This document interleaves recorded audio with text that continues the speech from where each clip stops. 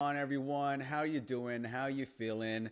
How you doing today? My name is Mitchell Dumlao, and today this is the weekly download, and I hope you're excited because we're going to talk about the top 3 ways to manage an effective team for your video business. This is all about leadership and team management skills so that you can really have your team perform at their best so you can execute on whatever project or client that you're working on, okay? And so when you are leading a team of creatives, there's a lot of egos involved. There's a lot of people who have sometimes sensitive personalities and feelings when it comes to their work, because being creative is basically you being very vulnerable. So you have to deal with a lot of people's vulnerability when they're putting out their best creative work.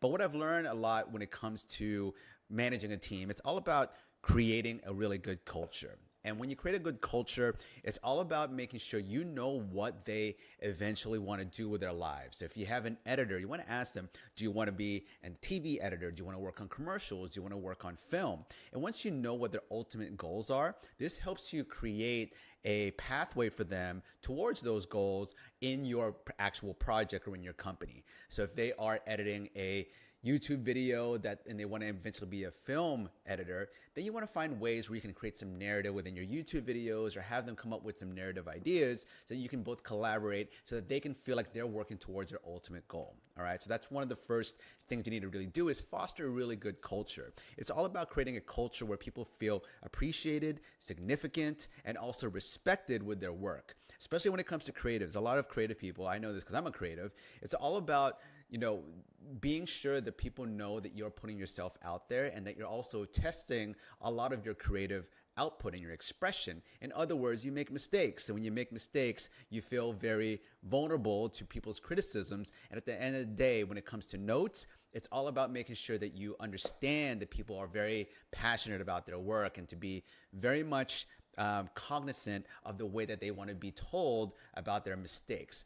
At the same time, you want to be able to be quick to compliment and appreciate people's successes and their victories. So what I've learned when you have a creative team, to create a really good culture, you want to also celebrate people's victories. You want to be able to tell them, you did a great job on this edit. You did a great job when you were filming today. I really appreciated you for coming in early today. I really like it that you were able to set up that light so quickly. Whatever it is, really be very genuine with your appreciation and your compliments. Don't just be very fake with it, because people can pick that up.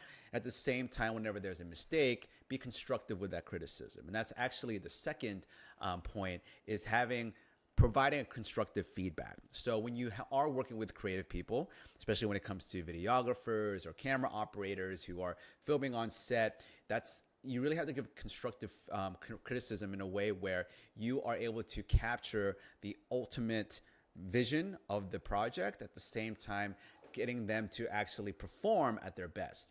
And the best way to do this is to not just be very general of like, I don't like this shot or I don't like this edit, make this better, but have more specific notes. Like, this shot is a little too underexposed. Can we throw a more of a fill light or a backlight over here so we can see our subject's face a little bit more? Or this edit right now, it's a little too slow with pacing. Maybe we can shorten the clips a bit and then shorten duration of the actual spot itself, and maybe add some more music or some transitions to pick up the pacing.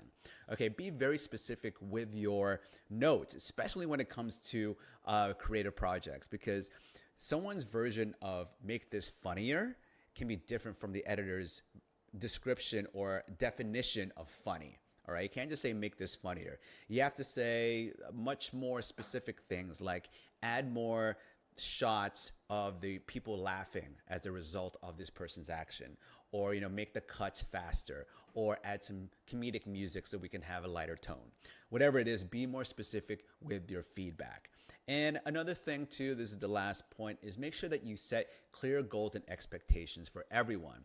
So when you build a creative team, you're gonna have a basketball team, or you're gonna have like an all-star team of people with different types of talents and skills that you're putting together. And it's great when you have a very talented team, but if you just let them do what they want to do without any clear goal or any schedule or any deliverables or even a creative brief or just some sort of guideline to tell them what to do, it's going to take months and years to complete. That's kind of how film productions work. And I think what you have to do, especially when it comes to creative people, is have deadlines. Not only have deadlines, but clear expectations. I've talked a lot about on my podcast how creativity really comes from order and chaos. Creativity comes from freedom within constraints. An actor will have more freedom when they have a script to work with rather than just having an improv. Or when somebody has a script or a storyboard to work with, like a DP, it actually gives them more freedom to work within those confines of a storyboard. I don't know how to explain it, but this is something that comes down to the idea of working with a set amount of instructions. And what that comes down to when it comes to working with other creatives is letting them know what you need from them. If it's an editor, it's, I need you to be available from 8 to 5 o'clock for this week. I need you to provide me a cut every 24 hours. I need you to provide me with an MP4, 1080p export that you upload to Frame.io and you send me the review link. These specific directions gives a creative something to work on rather than just a blanket statement of let's just get this done. When there is an actual schedule and dates and deliverables that are specified, it's better for someone to understand those elements of what is needed from them rather than just being very blanket and vague about what's expected. And I think one of the best ways to do that is to create some sort of list or a contract or even just a creative brief that you share with a creative so that they can see what is needed from them and what are the deliverables that they need and when do they need to deliver those items. All right. And a lot of this is really helpful because even for you as a producer and the person who's in charge of the production, this gives you a list of things to cross off for each one of your creatives so that you know if you're also going to be on time and you have all the elements you need to execute and provide the final deliverables to your client or for your creative project. All right. So really make sure that you have the goals of the project also, established before you hire a creative. Let them know that this is going to be a ad that's going to be on social media and we're going to get people to sign up more in the newsletter, or this is going to be a short film that is going to talk about climate activism and we're trying to convince people to sign up for their local nonprofit, or this is going to be an Instagram video that's going to try to get as many likes as possible and we're going to do it with this song from Drake. Okay, when you have these goals in mind, it helps people figure out what they need to do to create the deliverables or the actions they need to do in order for you to in order for them to hit those goals. So if it's an actor, if they know it's a Instagram ad or if they know it's a short film, they know the eventual goal, they are going to position themselves in their expression and their actual performance so you can all basically work towards that goal. So make sure that your goals are very much set in stone and the expectations are set in stone and the schedule as well as the deliverables and what is needed from everyone on the crew. Okay, and that all boils down to a creative brief or even the contract that you have with that creative vendor. All right, so those are the top 3 ways to lead a creative team. I really do believe it's all about creating a really good culture where people feel accepted and appreciated, respected, significant, and at the same time they're giving constructive, feedback to help them adjust and get better, and that they're also working towards their eventual goal of their lifelong dream. Right, and the second way to really lead a creative teams to have constructive feedback. Make sure you're not pointing fingers and telling people that they did it wrong. Look at the actual problem itself and solve the problem and the issue and not try to blame and solve the person.